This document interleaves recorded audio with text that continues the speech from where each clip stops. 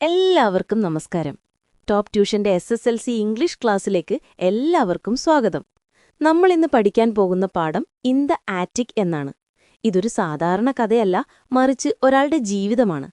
രണ്ടാം ലോക മഹായുദ്ധത്തിന്റെ ഭീകരതയിലൂടെ കടന്നുപോയ വ്ളാഡിസ്ലാവ് സ്പിൽമാൻ എന്നൊരു പിയാനിസ്റ്റിന്റെ കഥ. അദ്ദേഹം ഒരു പോളിഷ് ജൂതനായിരുന്നു. യുദ്ധം കാരണം ജൂതന്മാർക്ക് ജീവിക്കാൻ വളരെ പ്രയാസമുള്ളൊരു സമയമായിരുന്നു അത്.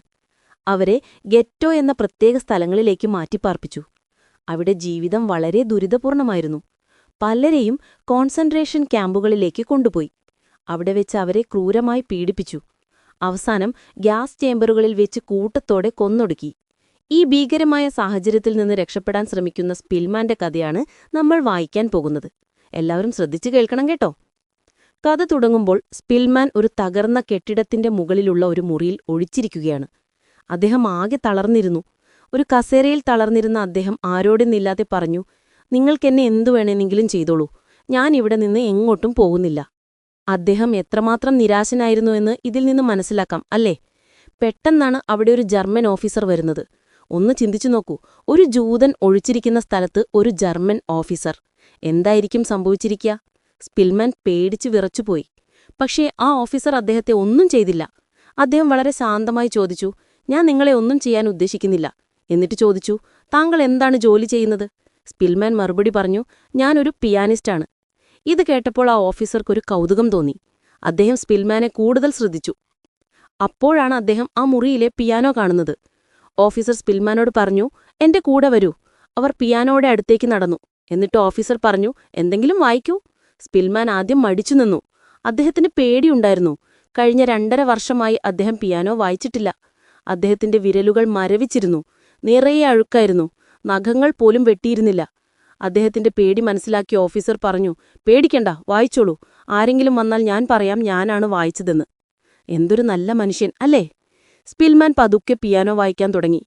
അദ്ദേഹം വായിച്ചത് ഷോപ്പന്റെ ഒരു ഗാനമായിരുന്നു, നോക്ടേൺ ഇൻ സി ഷാർപ്പ് മൈനർ. അദ്ദേഹം വായിച്ചു കഴിഞ്ഞപ്പോൾ അവിടെ ആകെ ഒരു നിശബ്ദതയായിരുന്നു. അതൊരു ഭയാനകമായ നിശബ്ദതയായിരുന്നു. പുറത്ത് വെടിയൊച്ചകൾ കേൾക്കുന്നുണ്ടായിരുന്നു. ഓഫീസർ ഒന്നും മിണ്ടാതെ സ്പിൽമാനെ നോക്കി നിന്നു. കുറച്ചു കഴിഞ്ഞപ്പോൾ അദ്ദേഹം പറഞ്ഞു, "താങ്കൾ ഇവിടെ നിൽക്കുന്നത് സുരക്ഷിതമല്ല." എന്നിട്ട് കൂട്ടിച്ചേർത്തു, "ഞാൻ താങ്കളെ ഈ നഗരത്തിൽ നിന്നൊരു ഗ്രാമത്തിലേക്ക് കൊണ്ടുപോകാം. അവിടെ കൂടുതൽ സുരക്ഷിതമായിരിക്കും." പക്ഷേ സ്പിൽമാൻ തലയാട്ടി. അദ്ദേഹം പറഞ്ഞു, "എനിക്കിവിടെ വിട്ടുപോകാൻ കഴിയില്ല." അപ്പോഴാണ് ഓഫീസർക്ക് കാര്യം മനസ്സിലായത്. അദ്ദേഹം ചോദിച്ചു, "താങ്കളൊരു ജൂതനാണോ?" സ്പിൽമാൻ അതെ എന്ന് മറുപടി പറഞ്ഞു. ഇത് കേട്ടപ്പോൾ ഓഫീസർക്ക് എല്ലാം മനസ്സിലായി. അദ്ദേഹം പറഞ്ഞു, "അതെ, അങ്ങനെയെങ്കിൽ നിങ്ങൾക്കിവിടം വിട്ടുപോകാൻ കഴിയില്ലെന്ന് എനിക്കറിയാം." എന്നിട്ട് അദ്ദേഹം ചോദിച്ചു, "താങ്കൾ എവിടെയാണ് ഒളിച്ചിരിക്കുന്നത്?" സ്പിൽമാൻ മുകളിലെ മുറി കാണിച്ചു കൊടുത്തു. ഓഫീസർ ആ മുറി പരിശോധിച്ചു. അപ്പോഴാണ് അദ്ദേഹം മറ്റൊരു ഒളിയിടം കണ്ടെത്തിയത്. അതായത് മുറിയുടെ വാതിലിന് മുകളിലായി പലകകൾ കൊണ്ട് നിർമ്മിച്ച ഒരു തട്ട് അഥവാ ലോഫ്റ്റ്. ഓഫീസർ പറഞ്ഞു, "താങ്കൾ അവിടെ ഒളിച്ചിരിക്കുന്നതാണ് കൂടുതൽ നല്ലതെന്ന്." അദ്ദേഹം ചോദിച്ചു, "കഴിക്കാൻ എന്തെങ്കിലും കയ്യിലുണ്ടോ?" സ്പിൽമാൻ ഇല്ല എന്ന് പറഞ്ഞു. അപ്പോൾ ഓഫീസർ ഉടനെ പറഞ്ഞു, "സാരമില്ല, ഞാൻ കുറച്ചു ഭക്ഷണം കൊണ്ടുവരാം." അപ്പോഴാണ് സ്പിൽമാൻ ധൈര്യം സംഭരിച്ചൊരു ചോദ്യം ചോദിച്ചത്. എന്തായിരിക്കും ആ ചോദ്യം? അദ്ദേഹം ചോദിച്ചു, "താങ്കളൊരു ജർമ്മൻകാരനാണോ?" ആ ചോദ്യം കേട്ടപ്പോൾ ഓഫീസർക്ക് ദേഷ്യം വന്നു. അദ്ദേഹം ഉറക്കെ പറഞ്ഞു, "അതെ, ഞാൻ ജർമ്മൻകാരനാണ്. ഇവിടെ നടക്കുന്ന കാര്യങ്ങളിൽ എനിക്ക് ലജ്ജ തോന്നുന്നു." അദ്ദേഹത്തിന്റെ ഉള്ളിലെ മനുഷ്യത്വം ഉണർന്നു. അദ്ദേഹം സ്പിൽമാന് കൈകൊടുത്ത് അവിടെ നിന്ന് പോയി. ഈ ഒരു കണ്ടുമുട്ടൽ സ്പിൽമാന്റെ ജീവിതത്തിൽ വലിയൊരു മാറ്റമുണ്ടാക്കി. ശത്രുപക്ഷത്തുള്ള ഒരാളിൽ നിന്ന് ലഭിച്ച സഹായം അദ്ദേഹത്തിന് പുതിയ പ്രതീക്ഷ നൽകി. ഇനി എന്ത് സംഭവിക്കുമെന്ന് നമുക്ക് നോക്കാം. 3 ദിവസങ്ങൾ കടന്നുപോയി. ഒരു ദിവസം രാത്രി സ്പിൽമാൻ ഒളിച്ചിരിക്കുന്ന തട്ടിന്റെ താഴെ നിന്ന് ഒരു ശബ്ദം കേട്ടു. അതെ, അതാ ജർമ്മൻ ഓഫീസറായിരുന്നു. അദ്ദേഹം ചോദിച്ചു, "ഹലോ, അവിടെ ഉണ്ടോ?" സ്പിൽമാൻ മറുപടി നൽകി. താമസിയാതെ ഭാരമുള്ള എന്തോ ഒന്ന് സ്പിൽമാന്റെ അടുത്തേക്ക് വന്നു വീണു. അതൊരു പൊതിയായിരുന്നു. അതിൽ കുറെ റൊട്ടിയും ജാമും ഉണ്ടായിരുന്നു. ഹോ, പാവൻ സ്പിൽമാൻ! അദ്ദേഹത്തിന് എത്ര സന്തോഷമായിട്ടുണ്ടാകും. സ്പിൽമാൻ പൊതി മാറ്റിവെച്ച് ഓഫീസറോട് സംസാരിക്കാൻ ശ്രമിച്ചു. പക്ഷേ ഓഫീസർക്ക് തിരക്കുണ്ടായിരുന്നു. അദ്ദേഹം പറഞ്ഞു, "വേഗം വേണം, ഗാർഡുകൾ എന്നെ കണ്ടിട്ടുണ്ട്. എനിക്ക് അധികനേരം നിൽക്കാൻ കഴിയില്ല." എന്നിട്ട് അദ്ദേഹം ഒരു പ്രതീക്ഷ നൽകി. അദ്ദേഹം പറഞ്ഞു, "കുറച്ചാഴ്ചകൾ കൂടി പിടിച്ചു നിൽക്കൂ, യുദ്ധം ഉടൻ അവസാനിക്കും." ആ വാക്കുകൾ സ്പിൽമാന് നൽകിയ ധൈര്യം ചെറുതല്ല. അദ്ദേഹം പോകുന്നതിനു മുൻപ് ഒന്നുകൂടി പറഞ്ഞു, "പിടിച്ചു നിൽക്കണം കേട്ടോ." അതൊരു ഉത്തരവ് പോലെയായിരുന്നു. അദ്ദേഹത്തിന്റെ ശബ്ദത്തിൽ അത്രയ്ക്ക് ഉറപ്പുണ്ടായിരുന്നു. അങ്ങനെ ആ ഓഫീസർ പോയി. പിന്നീടുള്ള ദിവസങ്ങൾ വളരെ വിരസമായിരുന്നു. വെടിയൊച്ചുകൾ പതിയെ കുറഞ്ഞുവന്നു. സ്പിൽമാൻ ഒളിച്ചിരുന്ന സ്ഥലം വളരെ സുരക്ഷിതമായിരുന്നു. അതുകൊണ്ട് ആരും അദ്ദേഹത്തെ കണ്ടുപിടിച്ചില്ല. ഡിസംബർ 12-ന് ആ ഓഫീസർ അവസാനമായി വന്നു. ഇത്തവണ അദ്ദേഹം കൂടുതൽ റൊട്ടിയും തണുപ്പിൽ നിന്ന് രക്ഷപ്പെടാൻ ഒരു പുതപ്പും കൊണ്ടുവന്നിരുന്നു. അദ്ദേഹം പറഞ്ഞു, താൻ ഈ സ്ഥലം വിട്ടുപോവുകയാണെന്ന്.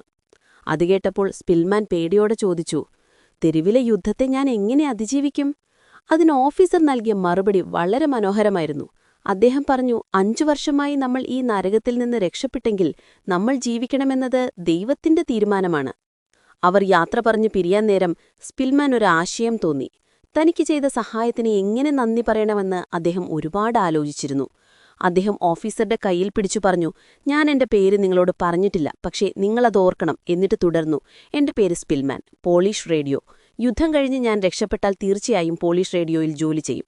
നിങ്ങൾക്ക് എന്തെങ്കിലും സഹായം വേണമെങ്കിൽ എന്നെ ഓർത്താൽ മതി. ഇത് കേട്ട ഓഫീസർ ചിരിച്ചു.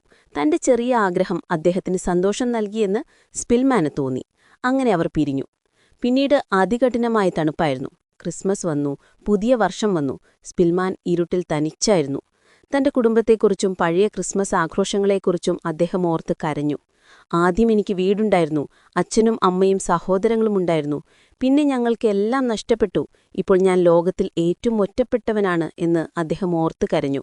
ജാനുവരി 15-ന് വീണ്ടും ശക്തമായ വെടിയൊച്ചകൾ കേട്ടുതുടങ്ങി. കെട്ടിടം മുഴുവൻ വിറച്ചു. തെരുവിൽ യുദ്ധം തുടങ്ങാറായി എന്ന് അദ്ദേഹത്തിന് മനസ്സിലായി. പക്ഷേ രാത്രി ശാന്തമായിരുന്നു. പിറ്റേന്ന് രാവിലെ അദ്ദേഹം കേട്ടത് പോളിഷ് ഭാഷയിലുള്ള റേഡിയോ അനൗൺസ്മെന്റാണ്. ജർമ്മനി പരാജയപ്പെട്ടെന്നും ബാൽസോ സ്വതന്ത്രമായെന്നും. ഹോ, എന്തൊരു സന്തോഷം! അദ്ദേഹം 6 വർഷത്തിനു ശേഷം ഒരു സ്വതന്ത്ര മനുഷ്യനായി. അദ്ദേഹം പുറത്തിറങ്ങാൻ തയ്യാറെടുത്തു. തണുപ്പിൽ നിന്ന് രക്ഷപ്പെടാൻ ആ ഓഫീസർ നൽകിയ ജർമ്മൻ കോട്ട് ധരിച്ചു. അദ്ദേഹം പുറത്തിറങ്ങിയപ്പോൾ ഒരു സ്ത്രീ അദ്ദേഹത്തെ കണ്ട് അയ്യോ ജർമ്മൻകാരൻ എന്ന് പറഞ്ഞ് നിലവിളിച്ചോടി. കാരണം അദ്ദേഹം ധരിച്ചിരുന്നത് ജർമ്മൻ കോട്ടായിരുന്നല്ലോ. അവിടെയുണ്ടായിരുന്ന പോളിഷ് പട്ടാളക്കാർ അദ്ദേഹത്തിന് നേരെ വെടിവെച്ചു. എന്തൊരു വിരോധാഭാസമല്ലേ! സ്വന്തം നാട്ടുകാരാൽ കൊല്ലപ്പെടുമെന്ന അവസ്ഥ. അദ്ദേഹം തിരികെ ഓടി മുകളിൽ കയറി. എന്നിട്ട് ഉറക്കെ വിളിച്ചു പറഞ്ഞു, വെടിവെക്കരുത്, ഞാൻ പോളിഷുകാരനാണ്. ഒടുവിൽ അവർ അദ്ദേഹത്തെ വിശ്വസിച്ചു. അവർ അദ്ദേഹത്തെ അവരുടെ ആസ്ഥാനത്തേക്ക് കൊണ്ടുപോയി കുളിക്കാനും ഭക്ഷണം കഴിക്കാനും സൗകര്യം നൽകി. 2 ആഴ്ചയ്ക്ക് ശേഷം സ്പിൽമാൻ വാഴ്സയുടെ തെരുവുകളിലൂടെ ഒരു സ്വതന്ത്രനായി നടന്നു. അദ്ദേഹം തന്റെ പുതിയ ജീവിതം തുടങ്ങാൻ പോവുകയായിരുന്നു. ഈ കഥ നമ്മളെ പഠിപ്പിക്കുന്നത് മനുഷ്യത്വത്തിന് അതിരുകളില്ലെന്നാണ്. ശത്രുവാണെങ്കിലും മിത്രമാണെങ്കിലും ഒരു മനുഷ്യന്റെ ഉള്ളിൽ നന്മയാണ് പ്രധാനം. പിന്നെ നമ്മുടെ ഈ ടോപ്പ് ട്യൂഷൻ സെന്ററിൽ ചെറിയ ബാച്ച് സൈസിലാണ് ഹൈസ്കൂൾ ക്ലാസുകൾ ഉള്ളത്. അപ്പോൾ നല്ല മാർക്ക് വേണമെന്നുണ്ടോ? എങ്കിൽ എത്രയും പെട്ടെന്ന് ഞങ്ങളുടെ ഫേസ് ടു ഫേസ് ക്ലാസ്സിൽ ജോയിൻ ചെയ്യുകയോ അല്ലെങ്കിൽ യൂട്യൂബ് ക്ലാസ്സസ് ഉപയോഗിക്കുകയോ ചെയ്യുക. പാലക്കാട് നിവാസികളെ ടോപ്പ് ട്യൂഷന്റെ ഫേസ് ടു ഫേസ് ക്ലാസ്സിലേക്ക് സ്വാഗതം ചെയ്യുന്നു. കൂടുതൽ അറിയുവാൻ 8006066363 എന്ന നമ്പറിലേക്ക് വിളിക്കുക. എല്ലാവരും നന്നായി പഠിക്കണം. അടുത്ത ക്ലാസ്സിൽ കാണാം. ബൈ.